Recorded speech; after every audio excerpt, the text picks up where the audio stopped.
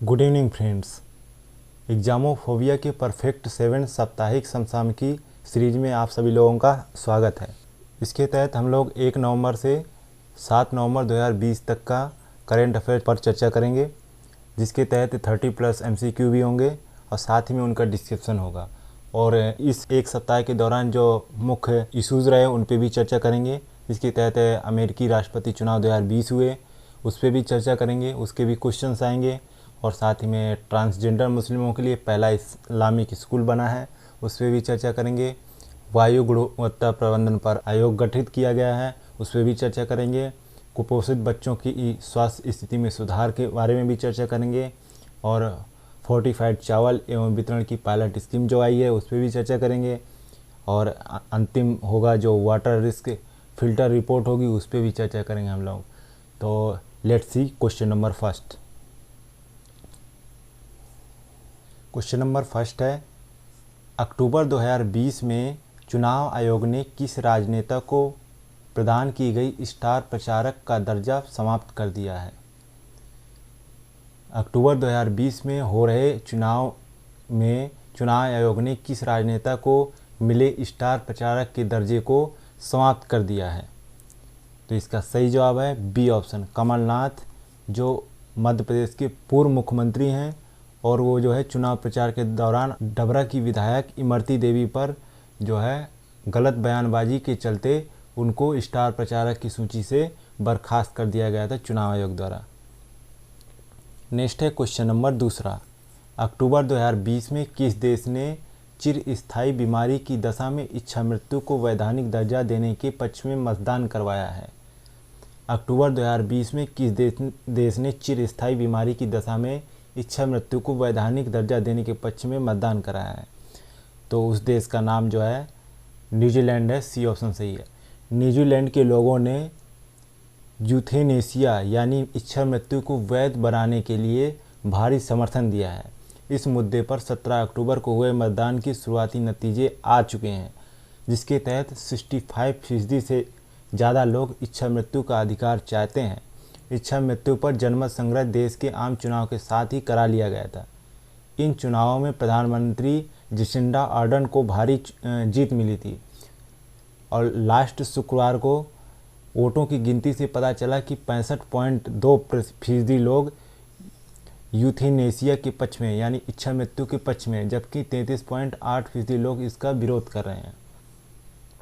Next है question number तीसरा, public affairs index 2020 के संदर्भ में कौन सा कथन सत्य है? पहला है यह सूचकांक नीति आयोग द्वारा जारी किया जाता है, ये गलत है बिल्कुल। दूसरा है लघु राज्य श्रेणी में गोवा को प्रथम स्थान प्राप्त हुआ है, ये बिल्कुल सही है।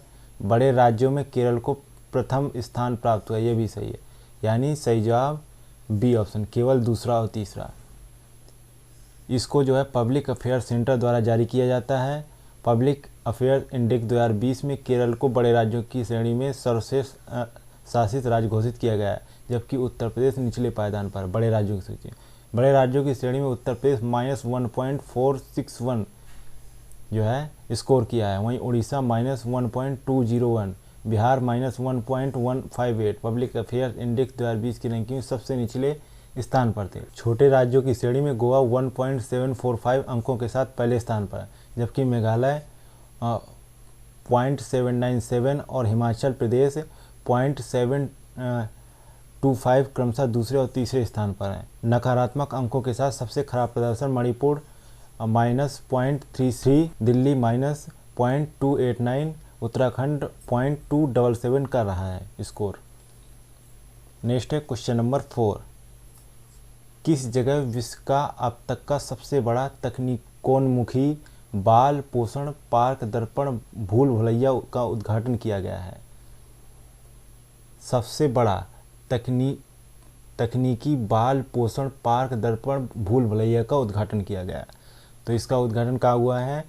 केवड़िया में। ये केवड़िया कहाँ पड़ता है? गुजरात के नर्मदा जिले में स्थित केवड़िया में समन्वित विकास कार्यक्रम के तहत आरोग्य वन, आरोग्य कुटीर, एकता मॉल, बाल पोषण पार्क आदि परियोजनाओं का उद्घाटन किया गया। यह विश्व का अब तक का सबसे बड़ा तकनीकोन्मुखी बाल पोषण पार्क है, जो 35,000 वर्ग फीट क्षेत्र में फैला हुआ है। चलिए देखते हैं क्वेश्चन नंबर 5। अक्टूबर 2020 में सर्वोच्च न्यायालय ने किस विषय पर न्याय निर्णय में मिरर ऑर्डर सिद्धांत का उपयोग किया है? सर्वोच्च न्यायालय ने किस विषय पर मिरर ऑर्डर सिद्धांत का उपयोग किया है? तो इसका सही जवाब है सी आंसर, बाल अभिरक्षा के लिए मिरर ऑर्डर सिद्धांत का उपयोग किया सर्वोच्च न्यायालय ने।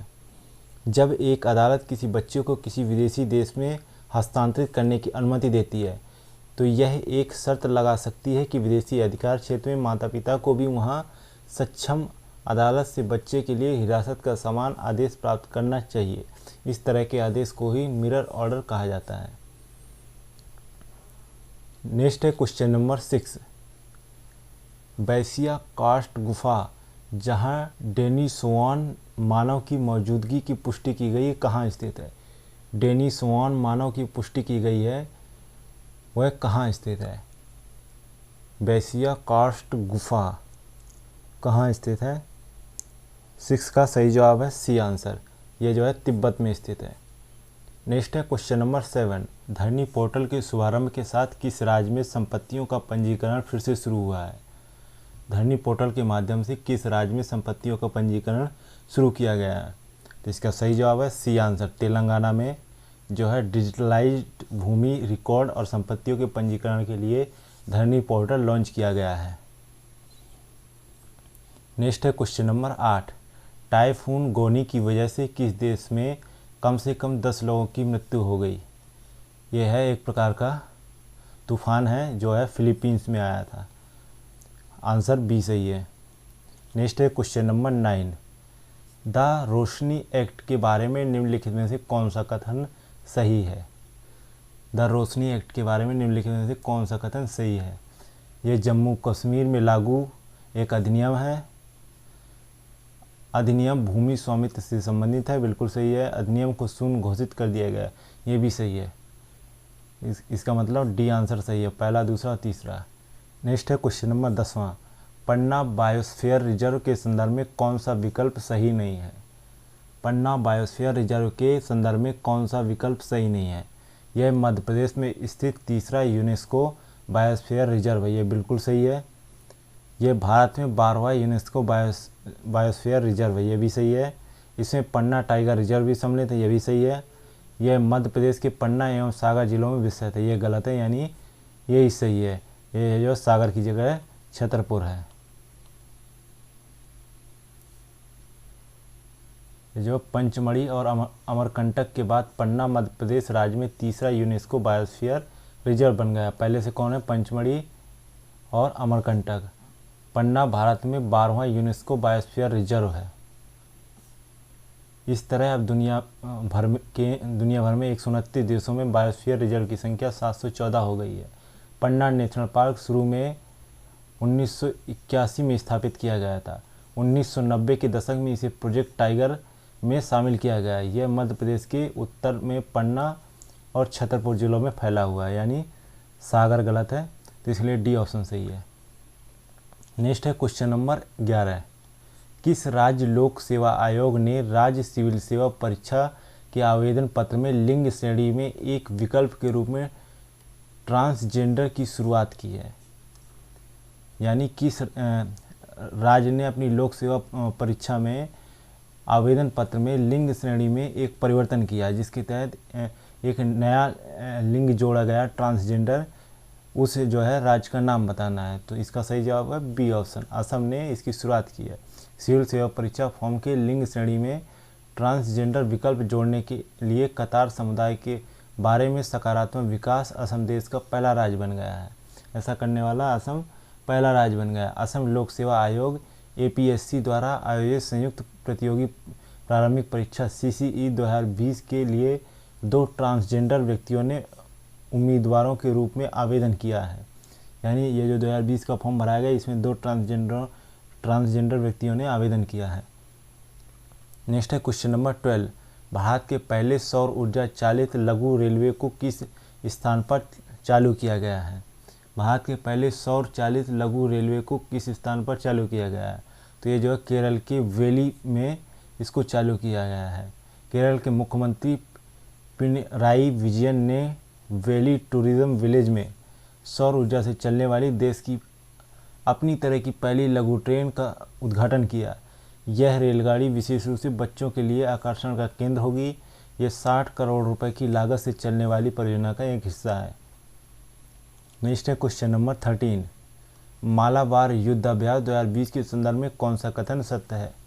यह मालाबार का 24वां संस्करण है, ये बिल्कुल सही है पहला कथन। दूसरा है, इस अभ्यास में भारत के अलावा अमेरिका, जापान, ऑस्ट्रेलिया की नौसेना ने हिस्सा लिया और इसका पहला चरण विशाखापट्टनम में नवंबर 2020 में आयोजित हुआ। 3 से 6 नवंबर के बीच में बंगाल की खाड़ी में विशाखापट्टनम के तट पर इसकी शुरुआत की गई, यानी डी ऑप्शन सही है, पहला, दूसरा और तीसरा। नेक्स्ट है क्वेश्चन नंबर 14। किस राज्य सरकार द्वारा जेसी डैनियल पुरस्कार प्रदान किया गया? किस राज्य सरकार द्वारा जेसी डैनियल पुरस्कार प्रदान किया गया? तो ये जो है केरल सरकार द्वारा ये पुरस्कार प्रदान किया गया है। यह जो है डैनियल अवार्ड केरल सरकार द्वारा मलयालम सिनेमा के क्षेत्र में दिया जाने वाला सर्वोच्च पुरस्कार है। इस पुरस्कार का नाम जेसी डैनियल के नाम पर रखा गया है। उन्हें मलयालम सिनेमा की पहली मूक फिल्म बनाने का श्रेय दिया जाता है। इस पुरस्कार के विजेता को 5 लाख रुपए की राशि प्रदान की जाती है। नेक्स्ट है क्वेश्चन नंबर 15। भारत में टेलीविज़न रेटिंग एजेंसियों पर दिशा निर्देशों की समीक्षा के लिए कौन सी समिति गठित की गई है? भारत में टेलीविज़न रेटिंग एजेंसियों पर दिशा निर्देशों की समीक्षा के लिए कौन सी समिति गठित की गई है? तो इसका सही जवाब है सी आंसर, शशि शेखर वेम्पति समिति गठित की गई है। सूचना और प्रसारण मंत्रालय ने 2014 में मंत्रालय द्वारा अधिसूचित भारत में टेलीविज़न रेटिंग एजेंसियों पर दिशा निर्देश की समीक्षा के लिए एक समिति का गठन किया गया था। इस 4 सदस्यों वाली इस समिति की अध्यक्षता प्रसार भारती के मुख्य कार्यकारी अधिकारी श्री शशि एस वेम्पति द्वारा की जा रही है। नेक्स्ट है क्वेश्चन नंबर 16। सितारे गैती और सृष्टि गैती पुरस्कार निम्नलिखित में से किस क्षेत्र में दिए गए हैं? ये जो है बायोटेक स्टार्टअप के लिए ये पुरस्कार दिए गए हैं। नेक्स्ट है क्वेश्चन नंबर 17। फोर्टिफाइड चावल एवं इसके वितरण की पायलट स्कीम के संदर्भ में निम्नलिखित में से कौन सा कथन सत्य है? फोर्टिफाइड चावल एवं इसके वितरण की पायलट स्कीम के तहत कौन सा कथन सत्य है? यह केंद्रीय क्षेत्र की पायलट स्कीम है, ये बिल्कुल कथन सत्य है। यह पायलट स्कीम को 2019-20 से आरंभ करके 3 वर्षों के लिए मंजूर किया गया, ये भी सही है। फोर्टिफाइड चावल की खरीद एवं वितरण की जिम्मेदारी भारतीय खाद्य निगम को सौंपी गई है, ये भी कथन सही है, यानी डी ऑप्शन सही है, पहला, दूसरा और तीसरा। इसके तहत पोषण युक्त चावल यानी फोर्टिफाइड राइस तैयार किया जाएगा और उसे देश भर में सार्वजनिक वितरण प्रणाली यानी पब्लिक डिस्ट्रीब्यूशन सिस्टम के जरिए बांटा जाएगा। इस योजना के तहत पायलट प्रोजेक्ट के तौर पर शुरुआत में 15 राज्यों में इस योजना को लागू किया जाएगा। इस पायलट प्रोजेक्ट को 2019-20 से अगले 3 साल के लिए मंजूरी प्रदान की गई है। फोर्टिफाइड चावल की खरीद एवं वितरण की जिम्मेदारी भारतीय खाद्य निगम को सौंपी गई है। नेक्स्ट है क्वेश्चन नंबर 18। कुपोषित बच्चों की स्वास्थ्य स्थिति में सुधार लाने के लिए किस राज्य में मिशन संपूर्ण की पहल की गई है? कुपोषित बच्चों की स्वास्थ्य स्थिति में सुधार लाने के लिए किस राज्य में मिशन संपूर्ण की शुरुआत की गई है? तो 18 का सही जवाब है ए आंसर, असम में इसकी शुरुआत की गई है मिशन संपूर्ण की। अगला है क्वेश्चन नंबर 19। हाल ही में किस देश ने भारतीय सेना प्रमुख जनरल एम नरवणे को अपनी सेना के जनरल मानद की उपाधि प्रदान की है? तो नेपाल ने किया है, सी आंसर सही है। नेपाल की राष्ट्रपति विद्या देवी भंडारी ने सेना प्रमुख जनरल मनोज मुकुंद नरवणे को general of the Nepal army के मानद उपाधि से सम्मानित किया है। अगला क्वेश्चन नंबर 20। आरबीआई की हाल ही में घोषित को-लेंडिंग मॉडल CLM योजना किसके लिए है? ये जो है प्राथमिकता क्षेत्र के लिए इस योजना को लॉन्च किया गया है आरबीआई द्वारा, सी ऑप्शन सही है। नेक्स्ट है क्वेश्चन नंबर 21। प्रधानमंत्री ने नवंबर 2020 में किस राज्य के हजीरा एवं घोघा के बीच रो पैक्स सेवा का उद्घाटन किया है? हजीरा एवं घोघा के बीच रो पैक्स सेवा का उद्घाटन किया है? तो इसका सही जवाब है डी आंसर, गुजरात में। अगला है क्वेश्चन नंबर 22। व्हाट्सएप भुगतान सेवा के संदर्भ में निम्नलिखित में से कौन सा कथन सही है? व्हाट्सएप भुगतान सेवा के संदर्भ में निम्नलिखित में से कौन सा कथन सही है? इसे 20 मिलियन के अधिकतम पंजीकृत उपभोगकर्ता आधार के साथ शुरू करने की अनुमति दी गई है। पहला कथन बिल्कुल सही है। दूसरा, यूपीआई में संशोधित किए गए लेन देन की कुल मात्रा का 30% की सीमा व्हाट्सएप पर लागू है, ये भी सही है। भुगतान के लिए व्हाट्सएप का उपयोग करते समय प्रत्येक लेन देन के लिए व्यक्तिगत यूपीआई पिन दर्ज करना होगा, ये भी सही है। यानी डी ऑप्शन सही है, पहला, दूसरा और तीसरा। नेक्स्ट है क्वेश्चन नंबर 23। राष्ट्रीय राजधानी क्षेत्र एवं संबंधित क्षेत्रों में वायु गुणवत्ता प्रबंधन पर आयोग का अध्यक्ष किसे नियुक्त किया गया है? राष्ट्रीय राजधानी क्षेत्र एवं संबंधित क्षेत्रों में वायु गुणवत्ता प्रबंधन पर आयोग का नया अध्यक्ष किसे नियुक्त किया गया है? तो इसका नया अध्यक्ष है MM कुट्टी को इसका अध्यक्ष नियुक्त किया गया है। नेक्स्ट है क्वेश्चन नंबर 24। किस देश ने नवंबर 2020 में ट्रांसजेंडर मुस्लिमों के लिए पहला इस्लामिक स्कूल खोले जाने की घोषणा की है? जो ट्रांसजेंडर मुस्लिमों के लिए पहला इस्लामिक स्कूल खोलने की घोषणा की है, तो इसकी घोषणा बांग्लादेश ने किया है, बी ऑप्शन सही है। बांग्लादेश की राजधानी ढाका में तीसरे जेंडर यानी ट्रांसजेंडरों के लिए एक अलग स्कूल खोला गया है। ये एक धार्मिक स्कूल है। यहाँ पर 150 से अधिक छात्र अध्ययन कर रहे हैं। निजी तौर पर वित्त पोषित इस मदरसे में इस्लामिक व व्यावसायिक विषयों को पढ़ाया जा रहा है। नेक्स्ट है क्वेश्चन नंबर 25। नवंबर 2020 में किस राज्य ने एक विधेयक पारित कर पंचायत प्रतिनिधियों के वापस बुलाने यानी राइट टू रिकॉल का प्रावधान किया है?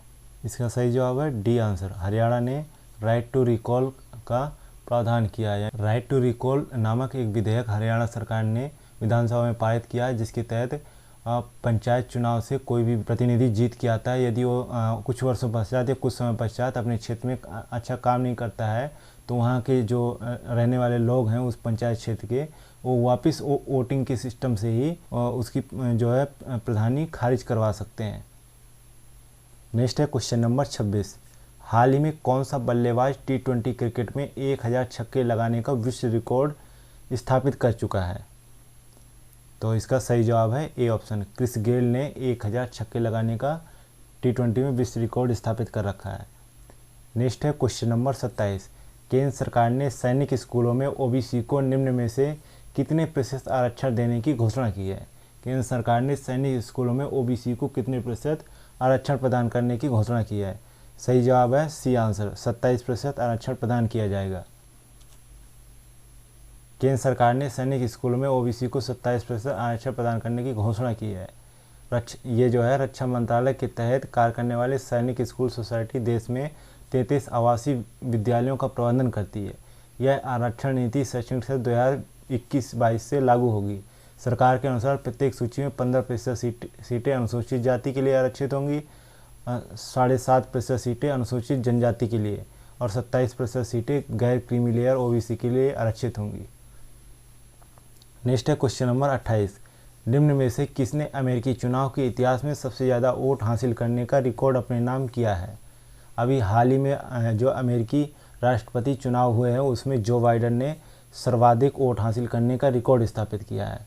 अमेरिकी इतिहास में जो बाइडेन राष्ट्रपति पद के पहले ऐसे उम्मीदवार बन गए हैं जिन्हें अब तक के इतिहास में सबसे ज़्यादा वोट मिले हैं। उन्होंने पूर्व राष्ट्रपति बराक ओबामा का रिकॉर्ड भी तोड़ दिया। स्थानीय मीडिया के अनुसार जो बाइडेन को अब तक जो है 72049,341 वोट मिले हैं, जो अमेरिका के किसी राष्ट्रपति उम्मीदवार को मिलने वाला सबसे ज़्यादा वोट है। इससे पहले साल 2008 में बराक ओबामा को 69498516 वोट मिल चुके हैं, जबकि साल 1996 में बिल क्लिंटन को 47401185 वोट मिले थे। नेक्स्ट है क्वेश्चन नंबर 29। विश्व वन्यजीव कोष WWF की एक रिपोर्ट के अनुसार साल 2050 तक भारत के कितने शहरों पर पानी का संकट होगा? तो इसका सही जवाब है सी आंसर, 30 शहरों में भारत के जो है पानी का गहरा संकट खड़ा हो जाएगा 2050 तक। किसने कहा है? WWF ने, विश्व वन्यजीव कोष ने। हाल ही में विश्व वन्यजीव कोष द्वारा एक सर्वेक्षण किया गया जिससे पता चला है कि भारत में स्थित 30 शहरों में 2050 तक पानी के तीव्र जोखिम का सामना करना पड़ सकता है। इन शहरों में जयपुर सूची में सबसे ऊपरी पायदान पर, इसके बाद इंदौर, ठाणे, मुंबई, कोलकाता, दिल्ली इत्यादि शहर हैं। इस रिपोर्ट के अनुसार शहरों को पानी के जोखिम से बचाने के लिए आर्द्र भूमि को बहाल करना महत्वपूर्ण है। इससे शहरों को पानी की कमी और बाढ़ के दुष्चक्र से बाहर आने में मदद मिलेगी। नेक्स्ट है क्वेश्चन नंबर 30। भारतीय रेलवे ने हाल ही में किस अभियान की शुरुआत की है जिससे ट्रेन में अकेली महिला को यात्रा के दौरान पूर्ण सुरक्षा एवं हर संभव सहायता प्रदान करने का संकल्प दिया जा सके? तो उस पहल का नाम मेरी सहेली नामक पहल है, जिसके तहत भारतीय रेलवे में सफ़र करने वाली महिला को जो है पूर्ण सुरक्षा और हर संभव सहायता प्रदान की जा सकेगी। अरे भैया सुनो सुनो, हाँ तुम्ही से कह रहे हैं। अब यहाँ तक आ ही गए हैं तो मतलब वीडियो अच्छी लगी है, और वीडियो अच्छी लगी है तो लाइक करना शर्माना कैसा। तो हमारी वीडियो को लाइक करें, शेयर करें और चैनल को सब्सक्राइब करना बिल्कुल ना भूलें। धन्यवाद।